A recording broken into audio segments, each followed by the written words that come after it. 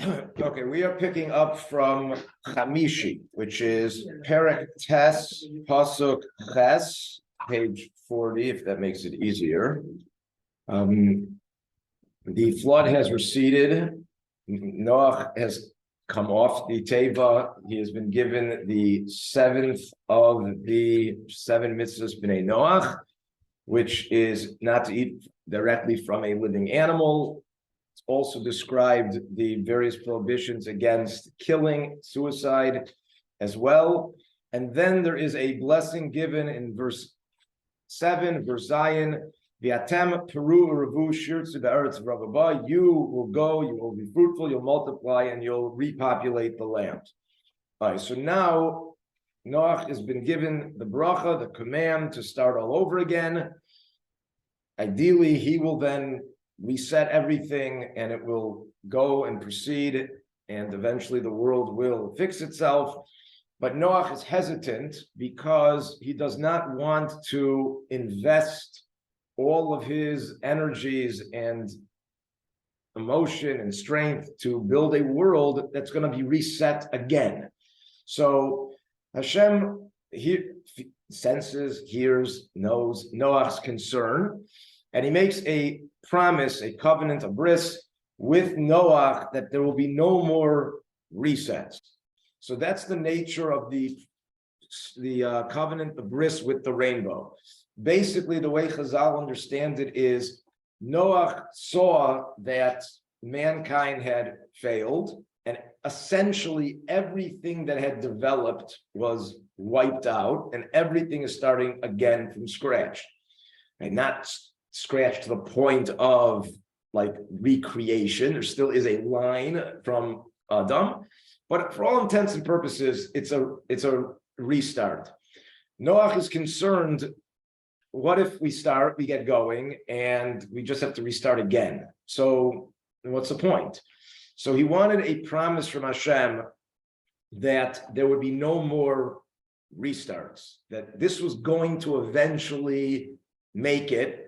Essentially, Noach and his children would be the forerunners of the successful continuation and ultimate fulfillment of mankind, and there would be no other starting again with some other person. So Hashem agrees to this, and he uses the sign of the rainbow to indicate that there will never be a flood, a destruction of mankind to the point where you're starting all over again. Now, the way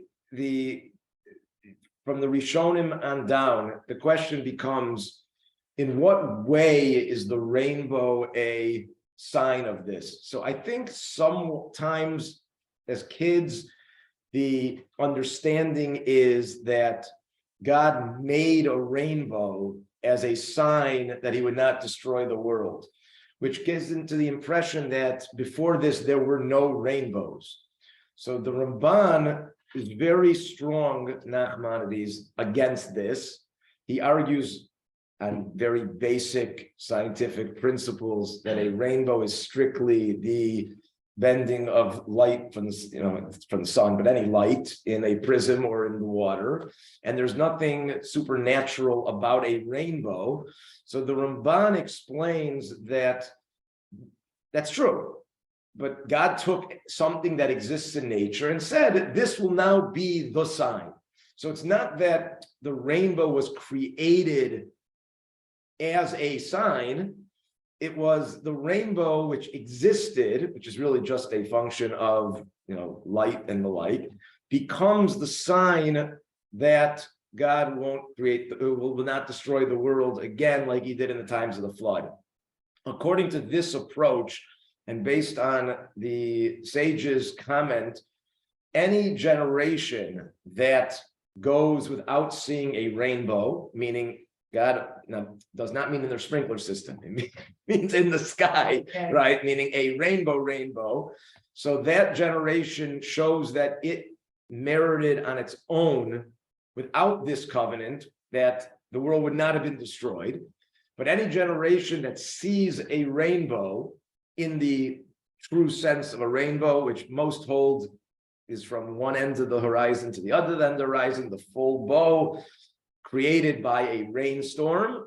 So that means that God is showing those people that without this promise, their actions may be worthy of a reset, but God's not resetting and is letting things go as it is. So the sages say, they mentioned 2 generations that did not have a rainbow. The generation of Shimon Bar Yochai was rainbow free. They never saw a rainbow during Shimon Bar Yochai's life. That would be towards the end of the Second Temple period and shortly thereafter. And in Chizkiyahu, King Chizkiyahu was one of the righteous kings of Yehuda. There was no rainbow in his time either. Maybe other chazals that indicate in other time periods, but that's an indication of extreme righteousness of the time period. But if you do see rainbows in your time, and A warning? Is it a warning? it's not a reminder, right? A warning. I mean, there's a bracha to be made. There's a bracha for seeing a rainbow, which is found usually after Shacharis, and hopefully it's here. That he lists a whole bunch of different brachos. And this bracha is not if you see a rainbow in your sprinkler or in your, your window pane, but if you see a rainbow that is from a rainstorm and you see it from end to end, then the bracha is, I want to see the bracha exactly right. So the bracha is here, and the bracha actually is, okay, it is, okay, we got the right page now. Okay, it's going to be,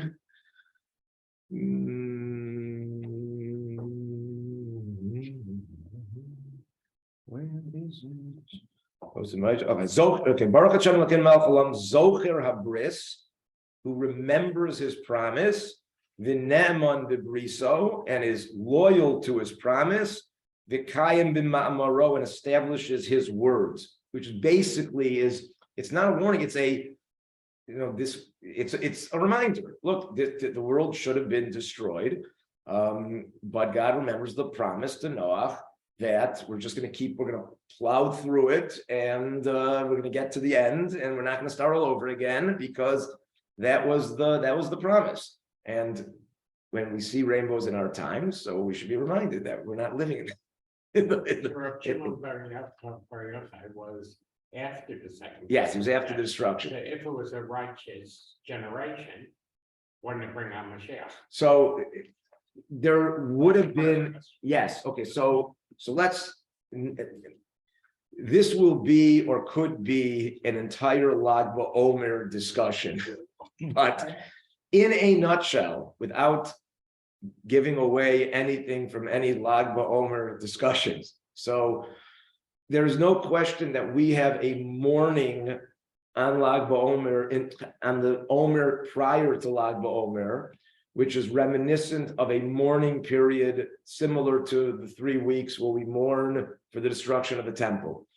Although the mourning is for the death of Rabbi Akiva's students, it would seem to be that there was a connection between the death of his students and the destruction, or better, the non-rebuilding of the third Beis Hamikdash. And it is certainly fair to say that that generation should have, could have, would have brought Mashiach. Bar Kochba, who lived at that time, was a potential candidate, and it didn't pan out exactly right. And we needed to start a much longer process. Shimon Bar Yochai is the student of Rabbi Akiva that comes after those 24,000 students die. He is like the one of the 5 students that jumpstarts everything up again within Israel. So there's a lot of connection there. So what I would say is, yes, it could have, should have, it didn't work out because they had not fully gotten rid of every last vestige of interpersonal strife.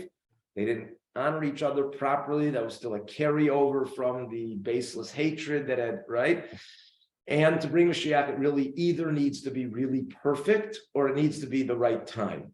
So we're getting much closer to where it's just going to be the right time. Somehow, some way, maybe we will perfect ourselves and we'll do it even earlier. That would have been earlier, and they almost did it, but they didn't. But it's more interesting is there's so much connection here. There is idea of shooting bows on Lag BaOmer because of Shem Vayuchai. So one of the ideas of in the Ramban's model of why rainbow, like so random, choose something else. Okay, so it has to be something that doesn't happen every day. It's something that needs certain, meteorological realities. But okay, Hashem has a lot of things up his sleeve. He can figure something out. So there's actually an idea that a rainbow is if you're shooting a bow and arrow. So the way the curvature of the bow is, it comes in towards the archer, right? So if, so to speak, God was shooting an arrow at the world, in concept, right? So the rainbow is the reversal of the bow. So it shows that God turned his, so to speak, bow upside down so that there's no more arrows shooting down. So that is going to connect with Shem Vayuchai. He didn't have any rainbows, so we take out our bows, and that's part of that connection in that regard. The Malbim has a different approach, which I don't know if it will hold strict scientific scrutiny, but I know the concept is worth repeating. And again, the science might also be there too. I just don't know it well enough to say, but the Malbim suggests that remember, there's a major change in the world before the flood and after the flood in the size of creatures, the length of their lives, the strength they had. And we understood that as prior to the flood, God was giving early man extra opportunity to reset itself and fix what had gone wrong in order to, to function at an early stage. They needed more power, more strength, and they just misused it.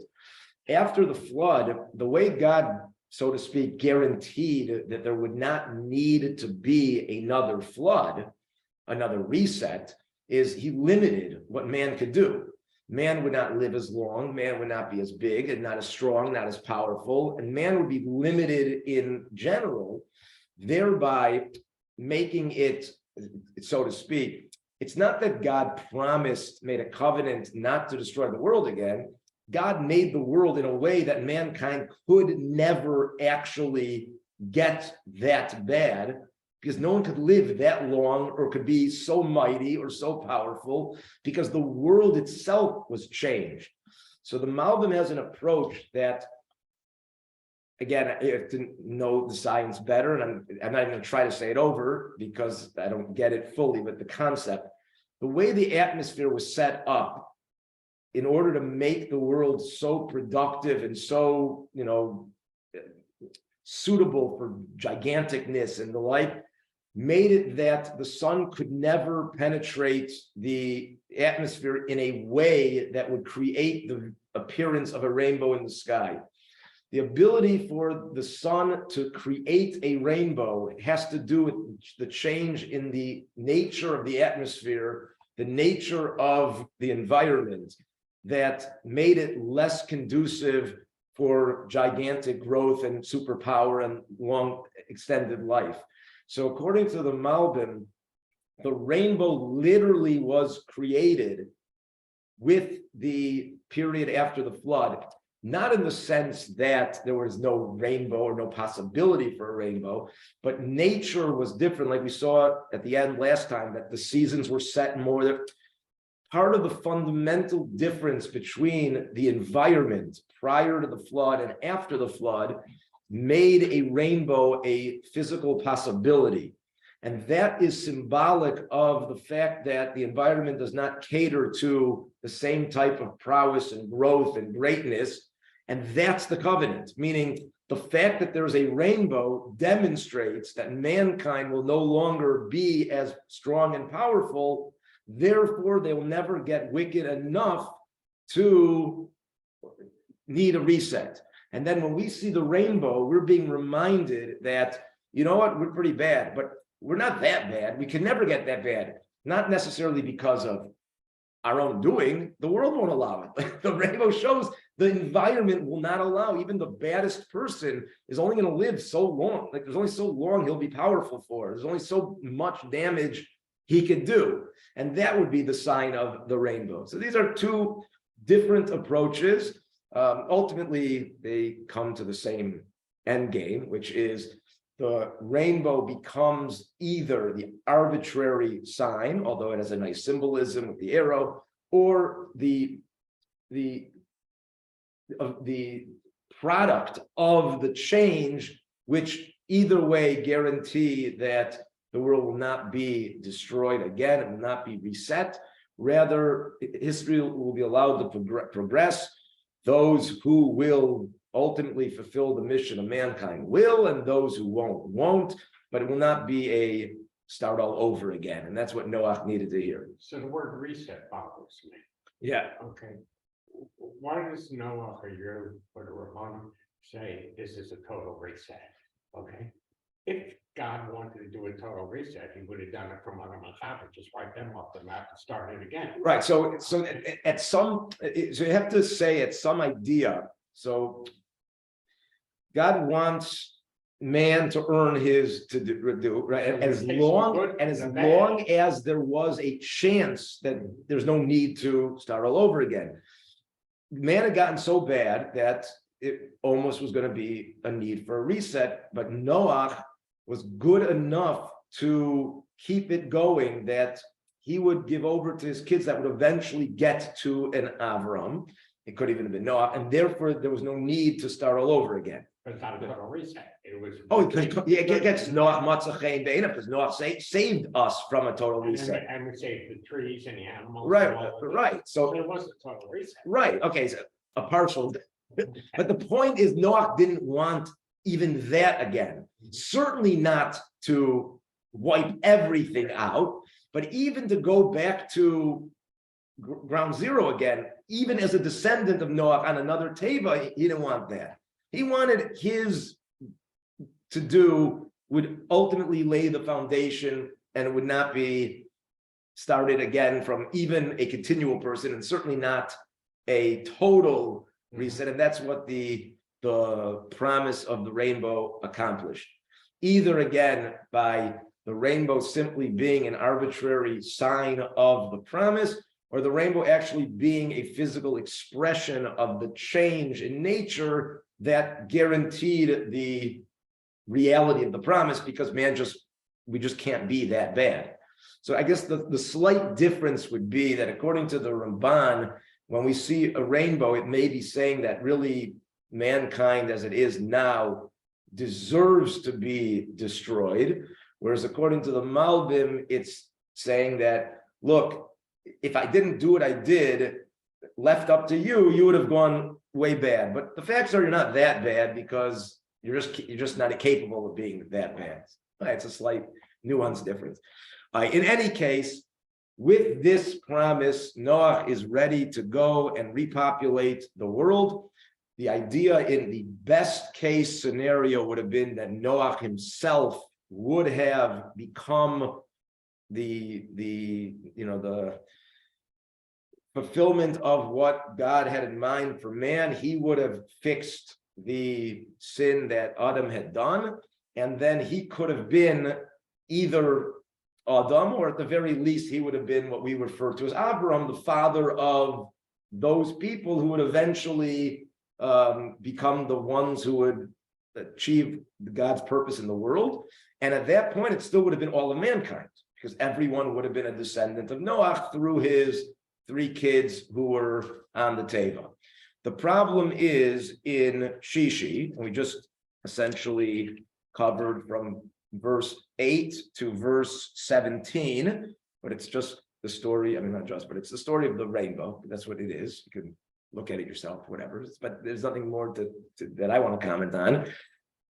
She starts by Pasuk Yud Tes, Pasuk 18. So you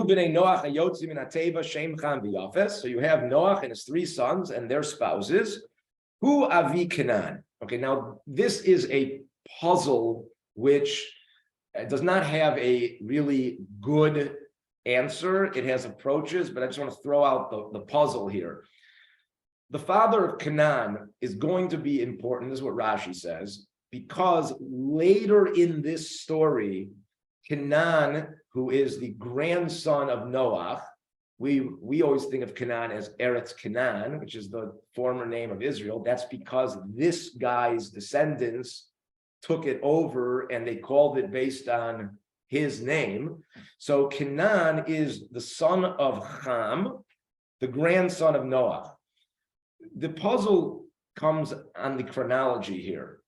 It would seem to be that the events that we're about to describe happened relatively shortly after Noach got off the boat. Canaan is Ham's 4th son. The simple implication of the reading of the Torah is that they went on the boat without children. They went on with their wives, but we don't mention their children. So it creates the puzzle of a lot of things happened in a very short period of time. Noah gets off the boat, the event that's about to happen happens, and it seems that Canaan is already alive, and that's the 4th son of Ham. So there are various solutions to this problem, but it's a conjecture of understanding various midrashim. It could be that really they did have children when they went on the boat. They're not mentioned because of their young age. It could be that Chazal say that Ham violated the rule against living with his wife while on the boat. They were supposed to separate from their spouses while the world was being destroyed, and he violated that, and apparently got all the way to a 4th child by that time. It could be that the blessing that God had given to repopulate the earth required a type of super quick development. Pregnancy was cut short miraculously, similar to Adam and Chava. They had a child. And remember, we had this whole discussion. They may have had a child within hours of being created. And then even according to the opinions that will not allow for Cain and Hevel to be born prior to the eating of the fruit, but they were born immediately afterwards. So you're talking about in a matter of days, you have 2 grown men who were able to bring korbanos and this. So there is some element of either lack of clarity in exactly what happened, because the omission of the mention of the children doesn't mean they didn't exist yet. They just were too young to be mentioned or insignificant. Or there was illicit behavior done by Ham on the boat to the point of getting to a 4th child, or things just happened really, really fast in the days after the Teva in order to help mankind get a jump start.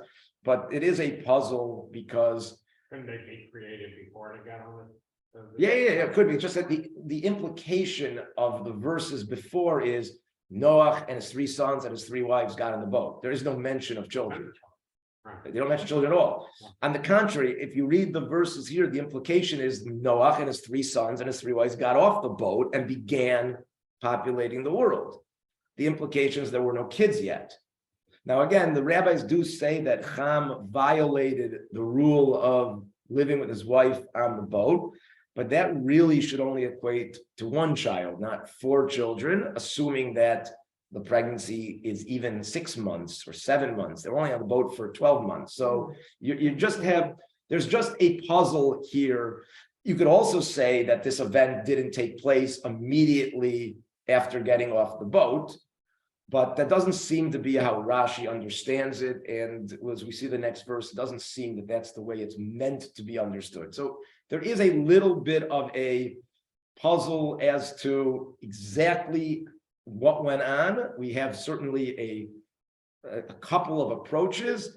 And the simplest one is that there was just a miraculous speed in the initial generations being born, because that has precedent with Cain and Hevel also, and that would just get rid of all the other more textual problems. And miracles at this point is, I mean, the whole world just got flooded. It's not, that's not a stretch to say God, did stuff to help out, getting at least the first generation. Here that says a day was 24 hours, a month was 30 days. We're not at that point yet. At this point, yes, because the seasons have already been set the way. Again, as far as nature is concerned, right? We're going to have a major change to the world very soon, but the natural world like that, there's no reason to assume not. Before the flood, you could start arguing. It's not as clear, but after the flood, it's pretty understood that the nature of the world has been the same since then. So yeah. What about the sons of Shem and Yafet? Well, we don't see them being born yet, so they're not a problem. Meaning they're not mentioned in the text until they get born, which could be after these events happen. It's just that the Torah goes out of its way to say he's the father of Canaan. Now, Rashi explains, well, we never heard of Canaan, so what does that mean? No, because Canaan's going to get cursed in this story. Now, I suppose you could learn that it means that Noah cursed who would eventually be the fourth son, but he wasn't born yet. But again, that also would not be the simple reading of the story. So that's just where the confusion comes. All right, so what happens? Vayachel pasuk kav aleph, and this is the pasuk kav. This is the pasuk that all you have to do is say this happened 5 years after Noah got off the boat, and there's no problem at all. It's just that it's not the implication of, certainly not how Rashi understands it. Vayachel Noach isha adama vayita karen. Noach, now the word vayachel is a word that can be translated in different ways, but the conventional understanding comes from the word like chilul, to profane. So like we say mechalel Shabbos, he profanes the Shabbos. So Noach profaned himself. He's now known as the man of the ground by planting a vineyard. All right, so the way the sages understand what went on here is Noah comes off the boat. Noah's charge is to be the beginning, the root of the people that would eventually fulfill God's mission in the world. You got to plant food. You got to live. But when he's referred to as Isha Dama, that means that his focus is on the physical, the ground, as the ground. And the real focus, if you got everything lined up right, is the focus is on Shemayim, is on connecting to God by way of the ground. In contrast, Moshe at the end of the Torah is called Ish Elokim, the man of God. Moshe lived his life on earth, but everything he did, certainly by the time he was 81-ish, but simply speaking, Moshe from birth, as trained by Yocheved and by Basya and throughout, is a developing man of God until the day ends.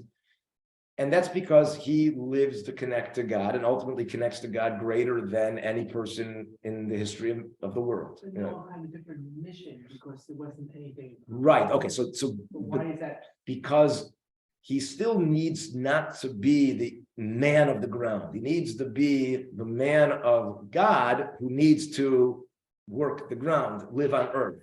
Ish Adama implies like that's his identity. And the proof to that is he planted a vineyard. The Chazal say he should have planted a wheat field, he should have planted corn, what would be our thing, but something that is more of a staple food as opposed to a luxury drink in the terminology, right? This indicated a failing on Noah's part, that coming off the boat, and again, they talk about like put yourself in his position. So he just saw the world get destroyed, and Noah's obviously a incredibly great character that we're interpreting his actions through the lens of Chazal. He's far greater than us on a higher level, so we're trying to understand on the way it's being conveyed to us. But in some way on Noah's level, as opposed to taking that first step to start the process of building the nation or the people that would connect to God, he focuses more on the worldly, and he becomes known as the man of the ground who plants a vineyard. And a vineyard, again, being synonymous with wine and getting drunk, which is the antithesis, or at least certainly not the path you want to go to connect to God in the truest way. Didn't they felt the Mizbeach first, like everyone else? So he did korbanos. He did korbanos again. Noah's a great man. He brought korbanos first. Okay, that he did already. He took the animals that were in a greater number. But when it came to his planting, and again, I think this is to address the question. He's got to plant. He's got to start the world again, right? That Adam was put in the garden. There's nothing left. I mean, okay, there are trees, there's a ground, there's an infrastructure, but you got to plant. So what are you going to plant? And that seems to be the criticism that the rabbis give him is you're supposed to plant the main course, not the dessert. Okay, and that coupled with the Isha Dama showed again, on Noach's level, some element of failure. And then what ends up happening, Vayesh min hayayin, he drinks from the wine.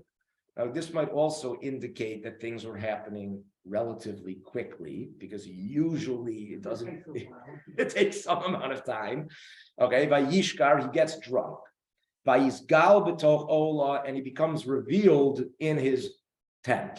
Okay, he is now unclothed partially or totally in his tent as part of his drunkenness. Now, Vayar Cham Avi Canaan. Now, this Cham, one of the three sons, sees Noah. He's pointed out to be the father of Canaan, because Canaan is going to get cursed in this episode. And again, the implication is not the future father of Canaan, but the current father of Canaan. Okay, that back to our original problem. And Ham sees this, and what does he do? He sees Ervas Aviv, the nakedness of his father, but he goes tell his brothers. So the rabbis point out there are two failings in Ham, and this will effectively determine or express Ham's nature. Now, besides for the fact that the rabbis already revealed that he's the one who violated the prohibition on the boat from living with his wife, he now has two other problems. A, he's looking into Noah's tent.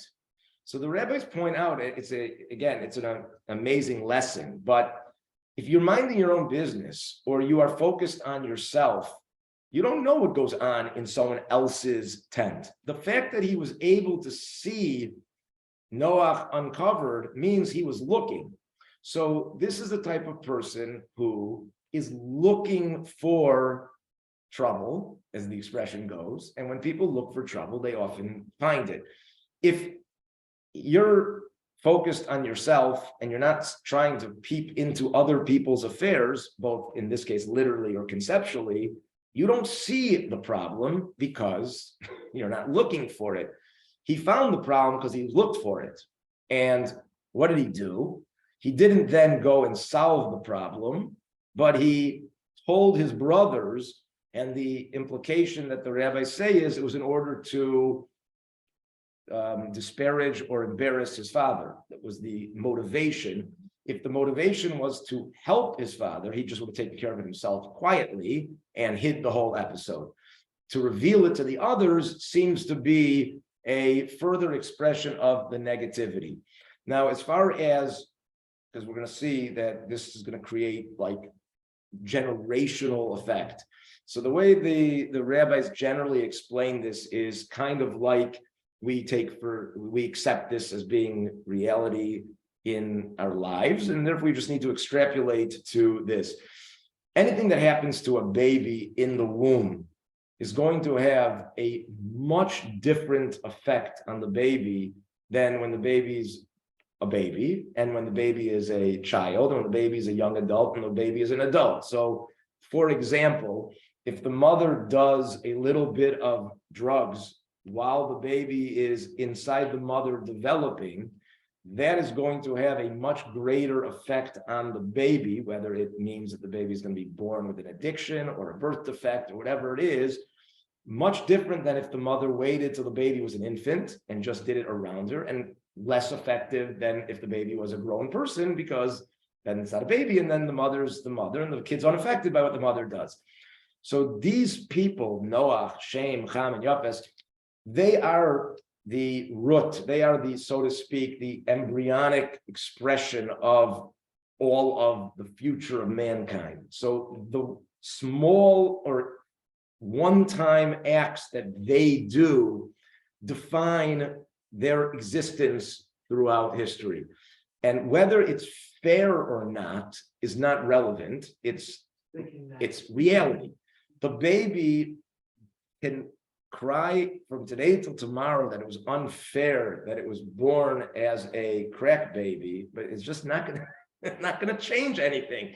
The facts are that the baby is affected by what its mother does. It's not a matter of being fair or not fair. That's reality. That just cause and effect. Here too, Ham's descendants are going to be affected by what Ham did. Now, the idea, you could look at it a different way. It's a spiritual gene that exists. Now, again, you could say it's not, you're born with that. Well, okay, that's true. Some people are born this way, some are born that way. It's not a matter of fairness. It's what your job is, what your challenges are based on what you've been dealt. So these three sons are now literally creating the future for like large swaths of mankind by their actions in this episode. So Ham has created for himself a very negative situation, which is going to negatively affect his descendants. Not that it's insurmountable to get out of the negative effect. The Torah describes people who were successful in breaking the shackles of the I would say the insufficiencies or the inferiorities of Ham's descendants, but it's a certain challenge. So Ham is going to be the worst of the three. Now, Vayikach, what does Shem and Yefes do upon hearing this? Okay, I'm going to shut off and turn back on for the last 5 minutes. So just to save the recording. So everyone bear with me.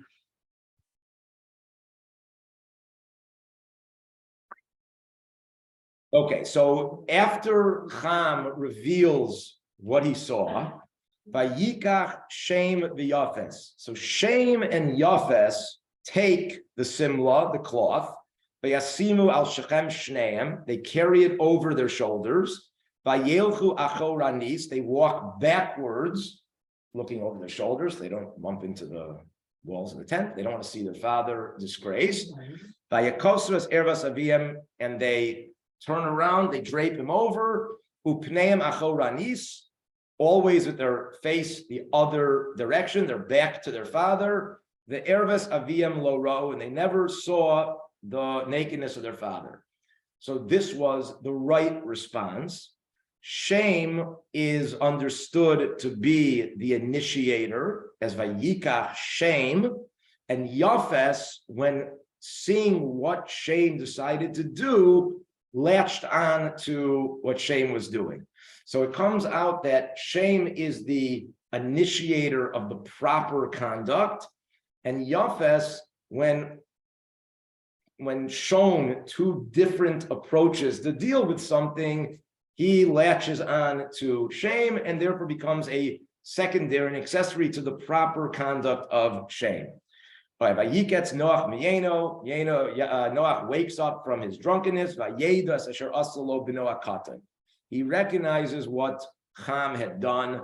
Commentators point out that Ham was not necessarily the youngest child of the three. The Noah Katan means the least important, or the least, it's the better word, of stature, the lowest in stature of the three brothers. Okay, now Noah gives a statement which will affect the descendants of these three people for all of history. Noah at this point is certainly knocked out from him himself being the fixer of Adam's Avera. Ham and all his descendants are knocked out. Shem and Yafes, so of the two, it's Shem who now has the front-running status because he was the initiator. And Shem is now the one, the Semites, right, who could be he himself, but certainly from his descendants will come the family that will ultimately fix what Adam did wrong and bring man to its ultimate purpose. So here's what Noah says. We'll end with this. Vayomer Arur Canaan, cursed is Canaan, Eved Avadim Yeh La'achiv, he will be a slave to his brothers. Vayomer Baruch Hashem Elokei Shem, but blessed is the God of Shem. Vayi Canaan Eved Lamo, Canaan will be subservient to Shem. Yaft Elokim La Yefes, Yefes will have beauty, expansion. We would say it in, because of hindsight's 2020. They will be cultured. They will be developed. They will build societies. And vayishkom yolei Shem, and they will, at least in some cases, be able to, when they choose, to latch on to Shem, and they literally can dwell amongst Shem and succeed in that regard. Vayi Canaan Eved Lama, but Canaan is doomed to be a slave of them as well. And that's the end of the statement. The first problem that the commentators have is clearly Ham is the villain, not Canaan. So that becomes an issue. Why does Canaan get the curse when Ham is the perpetrator? So the simplest understanding to that is Canaan was also there with Ham, his father, which is why it's mentioned as Avi Canaan, and that would be the simplest idea. He's not mentioned because in the presence of his father, he becomes insignificant, but he becomes the direction of the curse because he's the one that was present at the event. The next generation too. Right, but there's three other brothers before that. I mean, so there are three other brothers. It's skipped down to the fourth. Now, part of the other understanding in the attack on Canaan has to do with the idea that according to the rabbis, Ham didn't just see Noah uncovered. Ham castrated Noah when he saw him uncovered. And the idea behind that was that Ham wanted to split the world 3 ways and not 4, 5, 6, 7, or 8, or 9, or 10 ways. So the best way to have a bigger share of the world is make sure that there were no other partners. So he saw this as an opportunity to make sure that Noah does not have any more kids. It makes his crime much greater than simply, it's like, father's not wearing clothes. What were the women when Okay. all this was happening? I don't know, solving the world's other problems. And the idea is that you, Ham, prevented me from having a 4th son who could have helped me in my old age. He could have helped me in general. So I'm going to knock out your 4th son, which is Canaan, from being an independent entity, and make him enslaved. The one thing that is clear from the way that Chazal understand this is when Noah curses Canaan to be a slave, it is not meant to be a punitive punishment. It is meant to be a corrective punishment, meaning the idea is if left to himself, Ham's children, and specifically through Canaan, will degenerate and create a unfunctioning, immoral, unhealthy society. They can't exist as an independent unit on their own because of their corrupt nature. But when reined in, enslaved by either Shem or Yafes, preferably Shem for their sake, then they can be effective and functional citizens within the context of enslavement, or to put it in ways that are not as difficult for the American mind that we've been grown up on the evils of slavery. So they use a different word than slavery. As independent, free agents, the people of Canaan are going to create savage, backwards, and destructive cultures. When allowed to be ruled over and it's what I don't use enslaved, but coerced into a societal norm. Like today. But well, okay, let's get off the tape.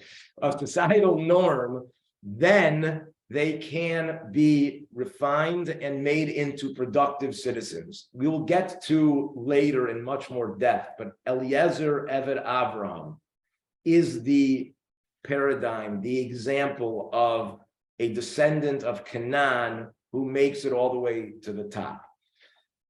Enslaved, and again, it doesn't mean, so we have the wrong impression because we think of slave as slave labor and being beaten over, but Eliezer is Avram's slave in that he's his right-hand man. So it's a different connotation. It just means that when you have a civilized being, and when you're dealing with Avram, you're talking about the pinnacle of what human civilization could possibly be in the physical and spiritual realm. But when you have a civilized being reigning in and controlling the nature and the environment of the Canaanite can be successful. And that's the curse, because it's not punitive. That's the corrective nature. Noach is saying a reality. Not that I am making Canaan bad.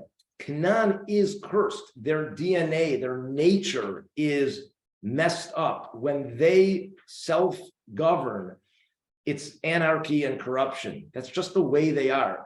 But they can achieve much when they are put into a structure by Shem and Yafes. Now, of course, the better Shem and Yafes are, the more the Canaanite is going to succeed, which is why the Eved Canaani, or Eliezer being the example, taken by the Jew, was able to achieve greatness. And we'll describe when we talk about Eliezer. He didn't curse he just cursed Canaan. Okay, because he had the other three children. Right, so it seems to be that the curse didn't take effect on the other three in the same way that it took effect on Canaan. Because of, again, either because Canaan was part of the original event, because of the symbolism of the fourth child, whatever that was. So within Ham's children, you have a quarter of them that have this unique, again, reality about them that Noach is revealing to us, which is the way it is. Okay. Shem is elevated, Yafes is a little less. We'll discuss that more when we get to their descendants, but that we will continue with next time. Okay.